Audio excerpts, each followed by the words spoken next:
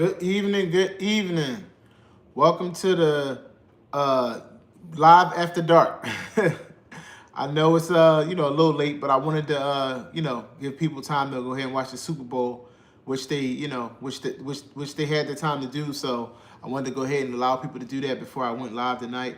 So we ain't gonna be here too long tonight, but I just wanted to stick to my word and bring y'all what I usually do every Sunday. And so we're here. I'll give it a few minutes just to see if anybody joins before I jump into the topic that I put out there to cover tonight, and then we'll go from there. All right.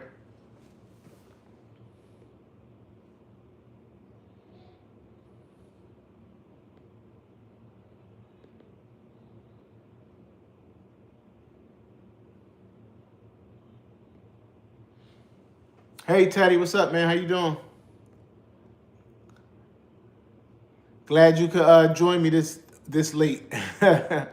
I'm not one to do them this late, but hey, I mean the Super Bowl was on, so I decided to allow people to enjoy that before I hopped on tonight. So here we are. So I'll just give it another minute, allow some people to come in, and then we'll get started. We're not going to be on too long tonight, but I like to stay consistent and keep up, with what it is that I said that I would do, and that's to be on every Sunday, bringing y'all what it is that I feel like might be, important. Food noise is the topic tonight. Food noise is the topic tonight.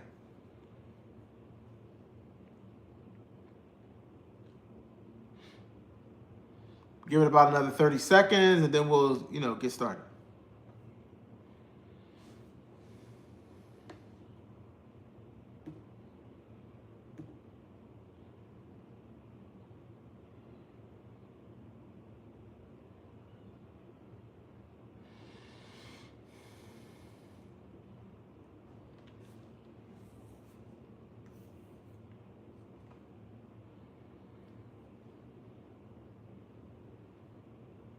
All right, so I'm gonna jump right in, get right to the topic, so that way we don't hold whoever decides to join too late, and most people can watch on the replay. A few things, a little bit of housekeeping before I get started. Basically, next weekend, most likely next Sunday, me and my wife will be doing our first couples live. I'll be interviewing her. She's had an amazing journey thus far. She's right on target for her being on the journey 5 months. She's doing really, really well. So, we're going to dive in to her journey and let people, hear about it. Let her say, what it is that she would like to, and go there. But we're gonna do a Valentine's weekend couples live chat. So I think that should be pretty decent. Yeah. But tonight I wanted to, just give an update, and basically talk about, the food noise topic that I had posted. I know a lot of people might have watched the Super Bowl, some might not. It wasn't actually the most. I look forward to. Yeah, absolutely. It's gonna be decent. Next Sunday, it'll be earlier though, probably around like 6:37, maybe 7:30 at the latest. I wanted to do it Saturday on Valentine's Day, but our reservation is for 8 o'clock, so it'll probably be really, really, really late. It'll probably be like something like this time, and I didn't want to, kind of be lackluster, doing it this late on Saturday, next Saturday. So we'll probably go Sunday, do Sunday. So. I was talking about the Super Bowl. So it probably wasn't like the. I mean, I don't want to rag on it, but it wasn't the most anticipated because. Hey Jen, how you doing? Glad you could meet me in here tonight at this hour. So like I told Teddy, I wanted to allow people to watch the Super Bowl before I came on. So that's what I did. That's pretty much a wrap at this point. That was probably one of the most boring Super Bowls you'll ever watch in your life. Who likes the Patriots? Well, they over there in your neck of the woods, so I'll take that back, Jen, I guess, but not really, because I'm an Eagles fan and we don't like the Patriots around here. The Seattle Seahawks. I don't want to rag on anybody's city, but that's probably not the most, I guess controversy breeds entertainment, and there's no smack talk or nothing like that. So it's not really that. I don't watch football. Yeah, but that's that neck of the woods though. If they won a Super Bowl around there, you'll probably hear about it.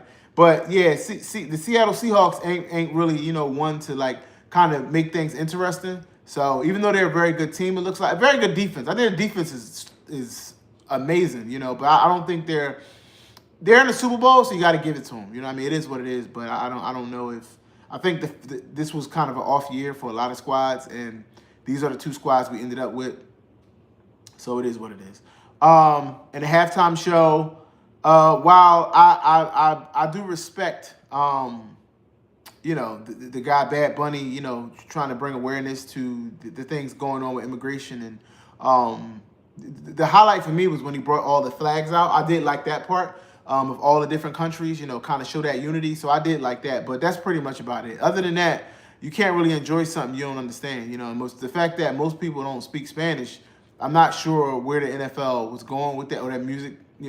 Jay's supposed to have a lot to do with their entertainment, and I'm not really sure that was the one. You know what I mean? There's a lot of people that can perform. This is once a year. I'm not sure that was the thing. The guy has a lot of social media, hype and everything, so much respect for that. But at the same time, the Super Bowl, I think we'd like to, have some English, something that we all understand for sure, because, everybody isn't bilingual. So we probably would have enjoyed, having, or if they're going to do something like that, I think they should have mixed it up. It should have been, most people might not, you know what I mean? But watch them, Jim. But I'm just saying that's what we had. We had Bad Bunny, and again, I do like the fact that he was, kind of like, trying to, talk about.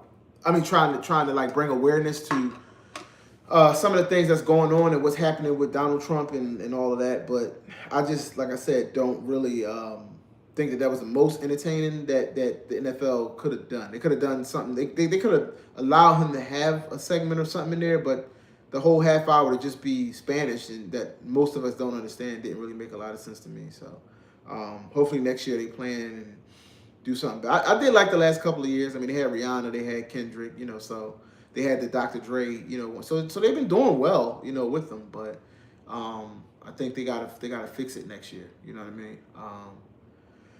But our topic for tonight was about food noise. So food noise, persistent, intrusive thoughts about food can return while on Zepbound to Tirzepatide, as the medication effects on the brain reward center may be temporary, with cravings sometimes resurfacing after several months. While often effective, initial weight loss and appetite suppression can diminish over time as the body adapts, making the medication feel less effective. One, I'll say Eli Lilly definitely, put the money where their mouth is and had themselves at the forefront. That was the first commercial I saw tonight when I went over to Peacock. I watched it on Peacock. I streamed it on Peacock because I think the audio is better when you watch stuff streaming than the actual national broadcast. So I'd rather watch it on the stream. So I watched it on Peacock. And Zepbound was the first commercial I see. Zepbound was the first commercial out the gate. You know what I mean? So they put that money up. But food noise. So at least from everything that I'm researching, it's supposed to be a good thing that food noise actually resurfaces and kind of comes back. The reason being is because that is really a signal that your body is actually healing, right? Hey, how you doing, Lynn? Good to see you. Glad you decided to stop by.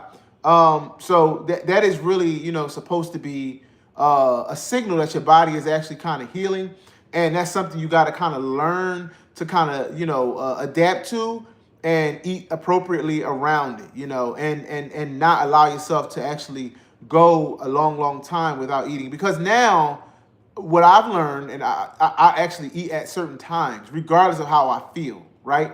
So, and the reason being is because that way I'm not under eating, so I'll eat regardless. And that way I don't get to the point where I'm kind of like ravenous or I'm extra hungry and stuff like that. But I do have I titrated up because of food noise to 12.5, and it's working really well. It's not like it was when I was on the 10 where it actually kind of got loud. So the 12.5 is helping. So I don't see myself titrating up beyond this because I didn't titrate up for weight loss. because being at 226 pounds, down 93, 94 pounds, whatever that is a big deal. You know, I'm only 6 pounds away from being 6, 7 pounds away from being out of obesity. You know what I mean? Which I plan to get to over the next couple of months. I haven't been able to work out 100% the way I would like to, but I'm definitely planning to get back, especially when it get warm. I can start doing my walks, you know, outside, you know, on those hills. You know what I mean? So if you kind of walk on the hill, that kind of helps the belly fat, which is what you would do on the incline on the treadmill. I don't utilize the treadmill because of my foot and ankle surgery. So the repetitive motion actually causes me to have injuries faster, or aches and pains. Whereas if I'm outside, I guess with the pace and the natural walking, it's easier for me to do. So as it gets warmer, you know, I know I will actually get off the you know, extra pounds that I would like to get off. So I'm not really, you know, concerned at all, honestly. So one second. Yeah, I'm not really concerned at all, honestly. You know, because of that, you know, I think I'll be just fine when it comes to you know, getting the rest of the weight off. Walking much. Yeah, it's been really cold. I mean, we actually the wind chill here was like -12. -12. That's crazy. I mean, I went to the gas station, had gloves and everything on. My hands was still freezing, you know, so it is it's pretty ridiculous. You know, we went to church this morning, me, my wife, and my kids. So that was good. But it was really cold. That you know, we go to like one of the big mega churches like here in Philadelphia, Enon, and it's kind of a walk. Like we park in a parking lot and we walk, you know, over through yeah, Detroit, yeah, that's definitely cool. We walk through the parking lot over to so it's a little walk. So you know, we got to feel kind of like that bitter cold, but yesterday was kind of the same way. So but yeah, so the food noise, it's just a sign that your body is healing, and it's actually a good thing, because you don't want to actually be so suppressed that you don't eat at all. You know what I mean? Because that's not a good thing either. You know, that's not what you want. You don't want that. You want to actually get some normalcy, you know, with in regulating your food. And if you actually taking in the right amount of protein, or appropriate protein, you'll actually be fine anyway. So I don't think that's like, you know, an issue, you know, getting some food noise, because it's normal. So, like I said, I don't see myself titrating up any farther. I think the 12.5 is probably like the right dose for me. And that's probably where I feel like I can stay, because I'm not to the point anymore where I'm looking at using, you know, going up a dose for weight loss, because my weight will continue to drop once I actually get, you know, a lot more active, like I will be spring, summer, you know, or I plan to be. So, I'll be fine. I'll be able to get the other, hopefully 20 pounds off, you know, 20, 25 pounds off that way. You know, if I don't, you know, and I just get my, you know, 7, 8, 10 pounds off, then so be it. I'm gonna definitely lose more weight across this year, because everybody I know that maintained on the drug lost on their second year. You know, if I lost 93 on my first year, I think I can get 20 on the second. You know what I mean? And then I think I'll be where I want to be, because like I tell most people, I like to be anywhere between that 198, you know, 200 pounds, kind of like, you know, as my actual like end goal, because that puts me at a 26 BMI.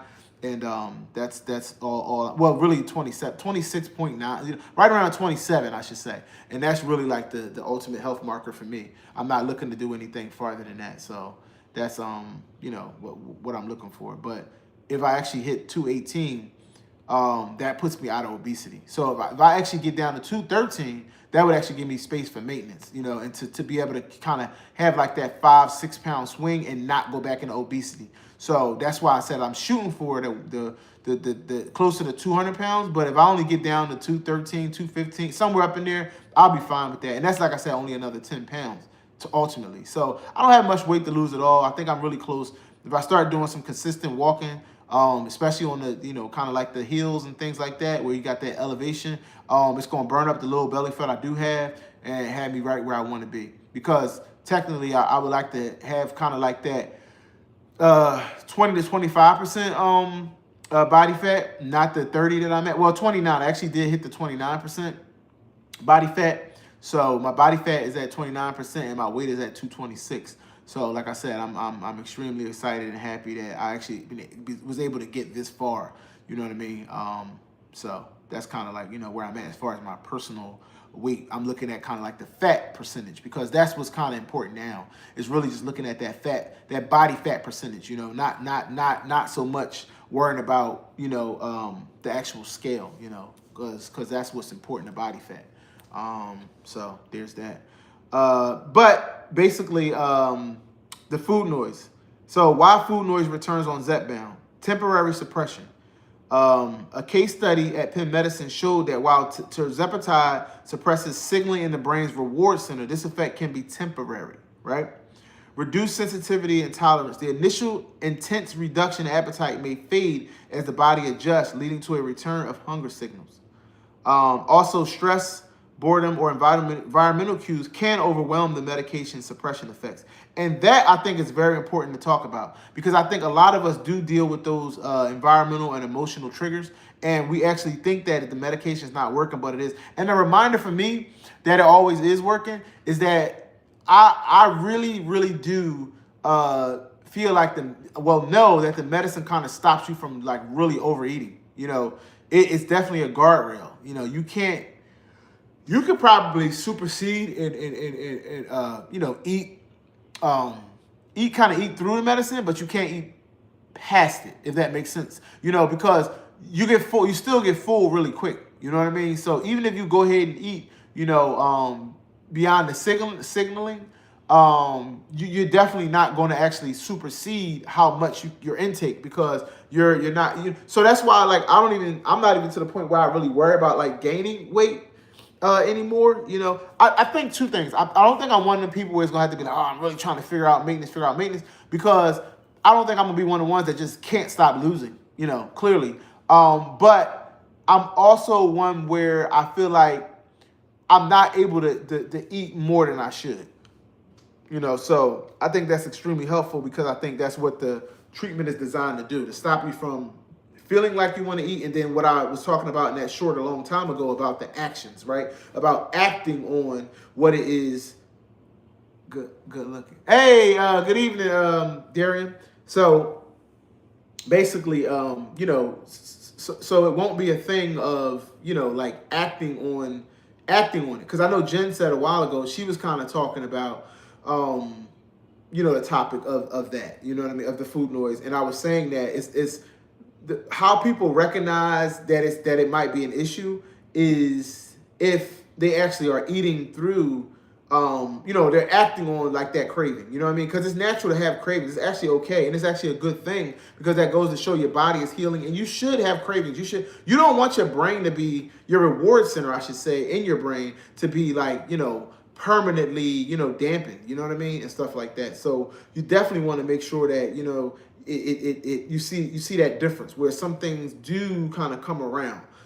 So it's okay to be a little hungry, because for all the people that want to, really, jump on the retatrutide the moment that comes out, you're going to kind of like see with that, like they said, it doesn't, with the glucagon factor in there, you're not going to actually be able to, like, the food noise actually is a bit louder, with that. But what the expectation there is that is with that increased energy is that you're actually burning more, by moving. So in true form, it's okay to have food noise, because you want to make sure that you're not under eating while you're doing all the movement. You know what I mean? So I don't know. I venture to say, maybe one day I would try, because technically it takes about a month or two to be on the medication to see how you're doing with it. So in my mind, yeah, it might be a thing that may be okay to try, maybe not. I don't know.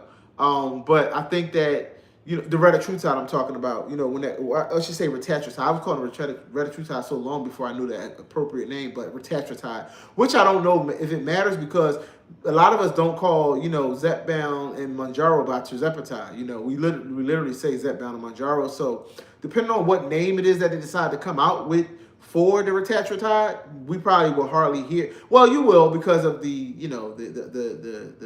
the market, the gray market, black market, and stuff like that. So you are going to still hear it referred to as retatrutide. But yeah, food noise is very interesting. I think that's a thing that a lot of people are dealing with now, and they're thinking about, well, do I need to titrate up?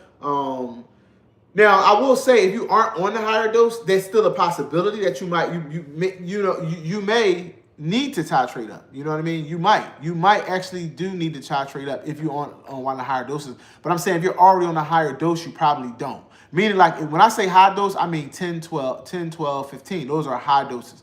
If you're on a 5 or a 7.5 and you get it, yeah, you probably should consider titrating as long as you talk to your physician. I'm not a physician, and I basically am just giving you, what it is that I have, the knowledge I've acquired through my experience, on, these GLP-1 medications, and sharing it with you in hopes that it'll help to ease your journey. But basically, yeah, you should titrate up. You possibly should titrate up if you're on a lower dose, like a 5 or a 7.5, if you have, very loud food noise. You know what I mean? But if you're on a 10 or 12.5, you might not need to titrate up. It might just be you just have to sort of kind of, ensure that you're getting enough protein and eating appropriate, not under eating, so you don't feel extra, that extra hunger. And also, like, we read here from the Penn medicine case study, that you don't let the environmental and emotional triggers, be a thing. You got to really step back and pay attention. What I have seen as of late is some people coming off of the drug or the treatment to actually go to the Wegovy pill. Something I'm not interested in doing because I look at like the side effects, and I think the side effect profile of semaglutide, regardless of how you take it, is a little more harsh. So I wouldn't look forward to that, and the weight loss is less. So I also don't want to gain weight, because I know Dave over on the Penn said he gained 10 pounds in the first month of being off of tirzepatide and then going over to the pill. What I would possibly maybe weigh in the future if I feel like I'm having an issue with the Zepbound is that would be to try retatrutide. You know what I mean? I would consider maybe possibly and I'm talking about in the future, like after it's been out for a few years, if I've been on this for a number of years and I feel like I could get something out of that, then yeah, I would consider it. You know what I mean? But that's probably pretty much it. I would stay on, the more powerful medications. Why? Because I have my obesity, the level of obesity I feel like I have, even though I know we haven't defined levels. When I say level, what I'm talking about is all the comorbidities that were associated with my obesity, hypertension, my high cholesterol, you know what I mean? My I want to say my regular heartbeat had anything to do with that, but that was a thing that kind of drove me to actually, take the actual action, you know what I mean? And just everything else that surrounded, me with obesity and my osteoarthritis, can't leave that one out because that's a big one. So with those things, I know that, and then like I said, the food noise. I know that I get food noise like really, really, really bad. Now that I know what it is, like, you know what I mean, I get real, real bad food noise. I think the only thing that actually the main thing that saved me is that I'm one to intermittent fast, but I also wasn't one to actually eat gluttonous. Even with the noise, I never was really like a crazy junk food person and stuff like that. So like when I eat a lot of it, so that caused me to be able to kind of like not go, insane. Even though I was clinically obese at nearly 320 pounds, at 6 feet tall, my BMI was a 43. Now today my BMI is a 30. My body fat percentage is 29, and I weigh 226 pounds. So to me, that's like a miracle. You know what I mean? Why these are not miracle drugs and their treatments, I think my body, and everything that it is now is a miracle. You know what I mean? From where I was to where I am. From my pictures, which is insane. That really shows it. To my blood work. I went over every single thing, everything that checked my liver, kidneys, your cholesterol, hypertension, my protein is really well. Like, so you name it. I went over all of the things. Now I do have my colonoscopy scheduled for March. So I think it's like the 12th or the 13th. So I will be getting that. Not really looking forward to that because knowing I got to drink a bottle of Marilax and four laxative tablets is when a gallon of water is kind of crazy to me, because I feel like it don't take much for me to go once I start drinking that stuff. So to actually take a whole bottle, that got me, like a little like, woof, that's going to be crazy. That's going to be a crazy day. But yes, my colonoscopy is scheduled, and I will be getting that right after my heart ultrasound. So my heart ultrasound actually my appointment to actually schedule that is March 5th, I believe. I already went to my pre-consultation for the colonoscopy, and that's how I got all the information, for it. So And that was because, like I said, I did all of my cancer screening, and that came back very good. Prostate cancer, there was no signs of anything with now, but obviously you can't, test the colon that way. You have to get either do a Cologuard test, or either where you submit the stool, or either do the colonoscopy. And I elected the colonoscopy. Obviously, that's much more invasive, but I'm a person that like to know. So I want to actually have them scope and be able to see everything and let me know, because prevention is the best policy. Early detection. Early detection is the best way to sort of kind of avoid bad outcomes. So I want to know. You know what I mean? So that's kind of where I'm at with it. I'm willing to do whatever the procedure is to actually find out and be able to cancel that out, because that's literally it. All of my markers was good, but not insurmountable. You'll be fine. Yeah, it is, man. Like, that prep is. I'm just thinking about it. Like, to drink a whole bottle of to take Miralax and then drink all of that water like that. It's not even that, because I do that anyway. Like, I take Miralax, I take Mago. I'm not. It's just that I'm very scared of the actual. Oh, you had two. Wow. Well, you got to fill me in on how they went.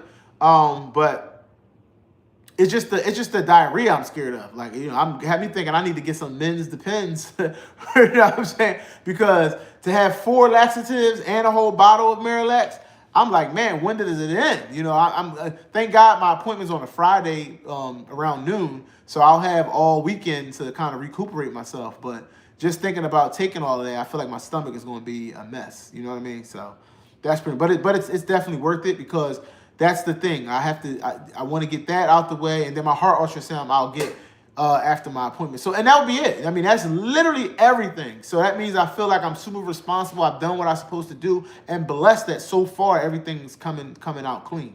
So I just think that I want to be an example to other people, other guys that are 45. Hey, look, or older. Make sure you go ahead and get all of the things. Anything that you need done, get it done.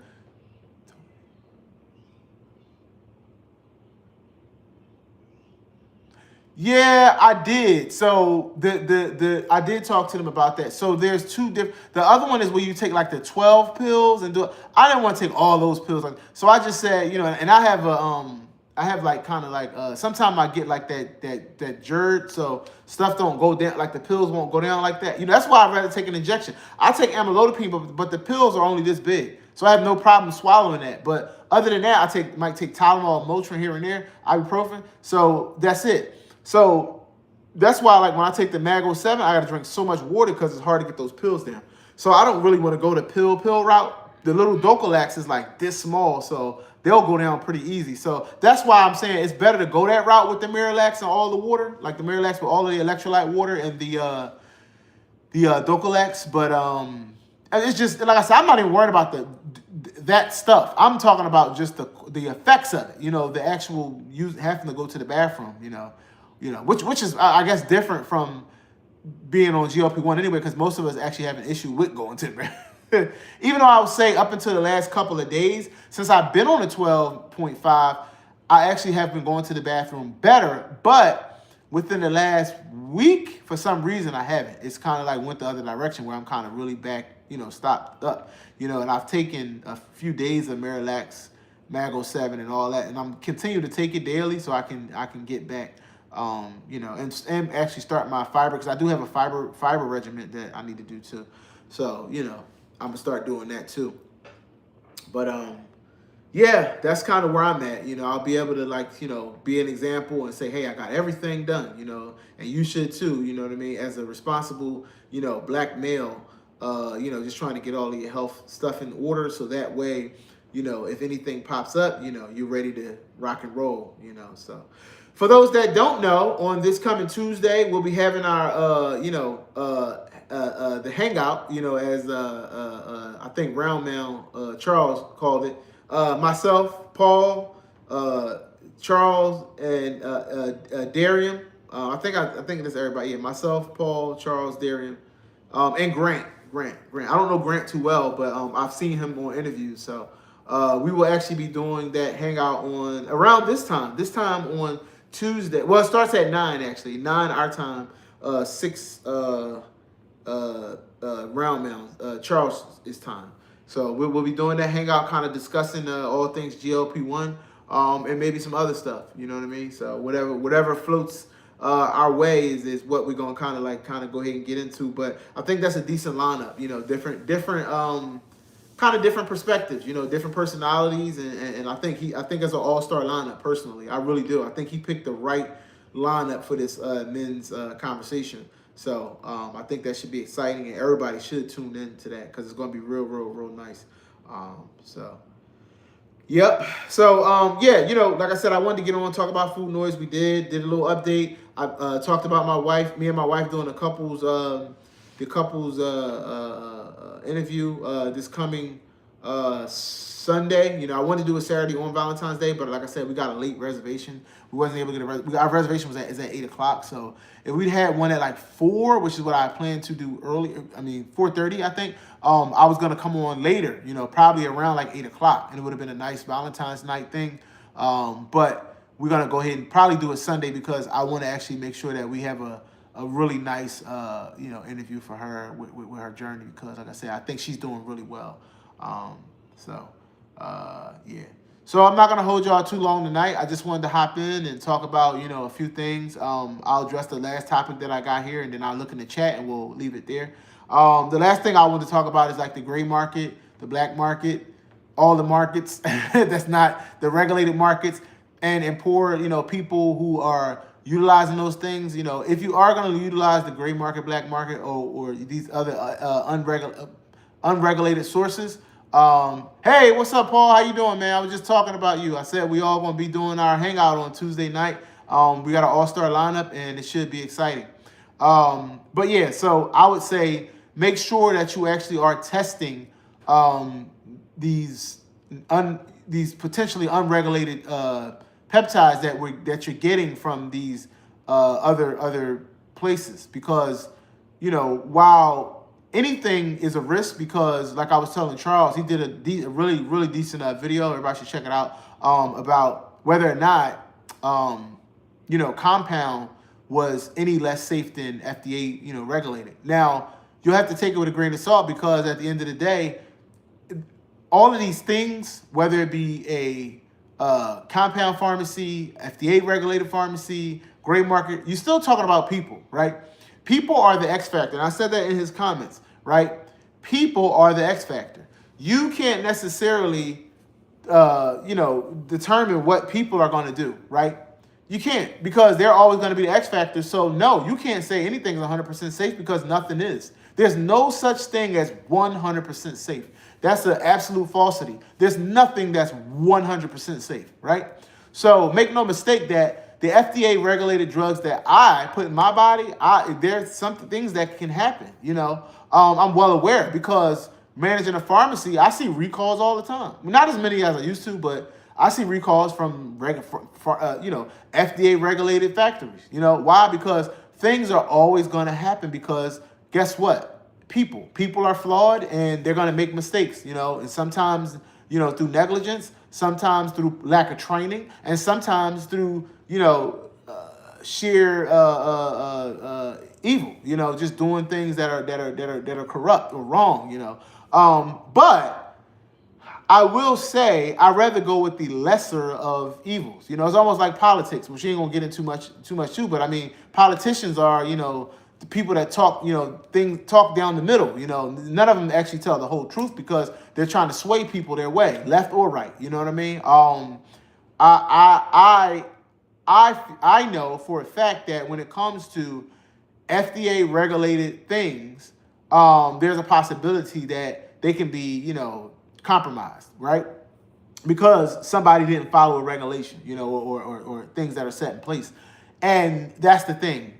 I would at least rather those things be there, and are supposed to be followed. And that way there's a possibility that it will be caught and corrected.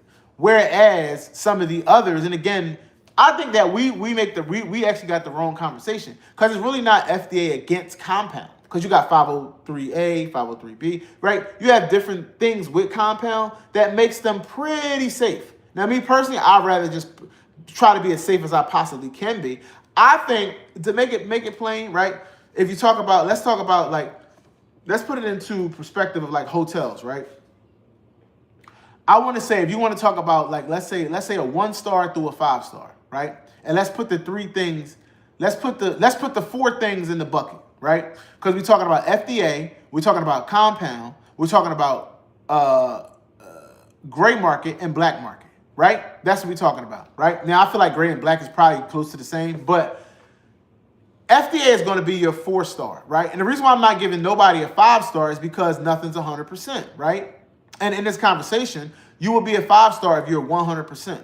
Now you might get a 4.5 star if you come in Lilly Direct, Nova. You buying it direct from them, right? Because you know that they want to make sure that their labs and everything are, safe, right? So you might get 4, but it's not 5 star, right? But in generally, the actual manufacturer are going to be those 4 stars if they're FDA regulated. Your compound is going to be like your 3 star, which is good. Nothing to write home to mom about, but it's good stuff, right? Your 2 star is going to be your gray market and your 1 star the black market, right? Because basically those are ones that have no real regulation. But if you are going to utilize that stuff, make sure you send it off for testing, which you can do and which people do, right? But it's an extra step, right? I just feel like when you literally are injecting something into yourself, it's hard enough to be healthy on the norm, but to actually take that kind of risk, it's like I feel like you're taking probably maybe an uncalled for risk if you have the means of securing the treatment some other way, right? And I mean through compound, right? Because I'm talking about gray market, black market, compound, right? I'm not talking about FDA approved insurances and all, because that's another conversation, which I'm going to end the live on that conversation. But basically, with that, the black market, gray market, whatever you want to call it, I feel like those markets are one and the same. They're just really bad. You know what I mean? It's completely unregulated. Can you get good stuff from it? Absolutely. But how do you know? How do you know? Because most people don't take the step to send it off and get tested. Some do, but a lot don't, to make sure. And what I mean by that is getting the actual treatment you receive sent to a lab to be tested for impurities, right? Which is just like another fee, on top of what you're already spending, right? So in general, that's what you kind of run into, So that's where I'm kind of at with that. And then finally, like the insurances, I feel like we're gonna talk about insurance, because he talks about the insurance monopolizing, which they are, you know what I mean? If you look at the chart that he put up, which was outstanding, so shout out to Charles for that, because he really, pulled up an outstanding chart and showed people the breakdown of what what are considered monopolies with insurances. I mean, me personally, I have Optum RX, so mine was up there under that United Healthcare umbrella, and they cover my medical weight loss treatments. I paid $25. Which Optum RX is one of the biggest. Like that's one of the ones that was always at the end of that graph he was talking about, and they probably the largest in the entire country, right up under that United Healthcare umbrella. And probably the biggest monopoly. And I'm blessed to have that. I do pay a decent premium. You know what I mean? So I do have that. I have to pay my premium monthly, like most that have insurance. But it allows me to actually get my medication for $25 a month. Which is like I said, a blessing. So I do have Optum RX. So, there's that. But yes, they are, I feel like, monopolized, and there should be, a better market, but that's here nor there. I mean, that's where we are, and that's what we kind of unfortunately have to deal with when it comes to that. So, but yeah, that's pretty much it. I'm not gonna hold y'all really late tonight. I probably could go on, but since we already at the 10:30 hour, I'll go ahead and end it here. I'll check the chat a little bit, see if we got anything in there, and then we'll bid you guys good night until next week. When, like I said, me and my wife do the couples interview for her during the live. So that way, she can talk about her journey, which a lot of people, I'm sure, want to see. So I actually put up the reminder for that pretty soon. But yeah, I'll jump in the chat real quick, just see if I see anything, any questions before we get out of here.